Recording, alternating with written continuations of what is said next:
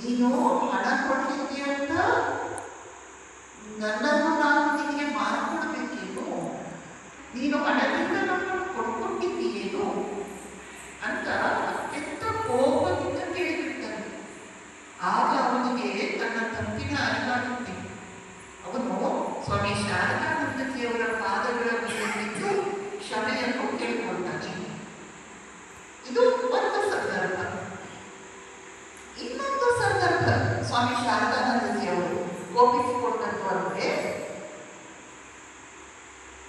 ಸ್ವಾಮಿ ಶಾರದಾನಂದಜಿಯವರು ಉದ್ಬೋಧನದಲ್ಲಿ ಇದ್ದು, ಉದ್ಬೋಧನದ ಎದುರುಗಡೆ ಆ ದಿನಗಳಲ್ಲಿ ದೊಡ್ಡ ಬಯಲಿತ್ತು. ಆ ಬಯಲಲ್ಲಿ ಅನೇಕ ಜನ ಕೂಲಿ ಆಳುಗಳು ತಮ್ಮ ತಮ್ಮ ಗುಡಿಸಲುಗಳನ್ನು ಕಟ್ಟಿಕೊಂಡು ವಾಸವಾಗಿದ್ದರು. ಅವರೆಲ್ಲ ಕಡು ಬಡವರು. ಆ ರೀತಿಯಾಗಿ ಒಂದು ಗುಡಿಸಲಿರುತ್ತೆ. ಆ ಗುಡಿಸಲಲ್ಲಿ ಒಬ್ಬ ಮುಸ್ಲಿಂ ಹುಡುಗ ಇರ್ತಾನೆ. ಆ ಹುಡುಗ ಏನ್ ಮಾಡಿರ್ತಾನಂದ್ರೆ, ಇತ್ತೀಚೆಗೆ ಒಬ್ಬ ಅತ್ಯಂತ ಸುಂದರಿಯಾದ ಹುಡುಗಿಯನ್ನು ಮದುವೆಯಾಗಿಕೊಂಡು ಅವಳನ್ನು ತನ್ನ ಜೊತೆ ಇಟ್ಕೊಂಡಿರ್ತಾನೆ.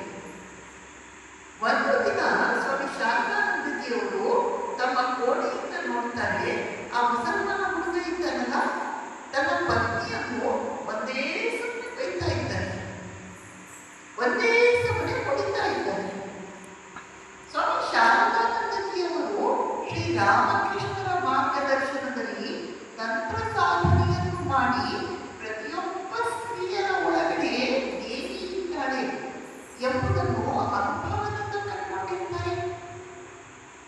ಅಲ್ಲದೆ ಅವರು ಶ್ರೀಮಾತೆಯವರ ಸೇವೆಯನ್ನು, ಸಾಕ್ಷಾತ್ ಜಗನ್ಮಾತೆಯ ಸೇವೆಯನ್ನು ಯಾವ ಮಟ್ಟದ ಶ್ರದ್ಧಾಭಕ್ತಿಯಿಂದ ಮಾಡಿರ್ತಾರೆ. ಆದ್ದರಿಂದ ಅವರಿಗೆ ಈಗ ಒಬ್ಬ ಯುವತಿಯನ್ನು, ಒಬ್ಬ ಯುವತಿಯನ್ನು ಅವಳ ಪತಿ ಹೊಡಿತಾ ಇದ್ದಾನೆ ಅಂತ ಅನ್ನೋದನ್ನು ನೋಡಿದಾಗ ಅವರಿಗೆ ತಡ್ಕೊಳ್ಳಿಕ್ಕೆ ಆಗಲ್ಲ. ಅವ್ರು ಹೇಳ್ತಾರೆ, ನಾನು ಅಲ್ಲಿಗೆ ಹೋಗಿ ಅವನಿಗೆ ಹೇಳಿ ಬರ್ತೇನೆ. ಜೊತೆ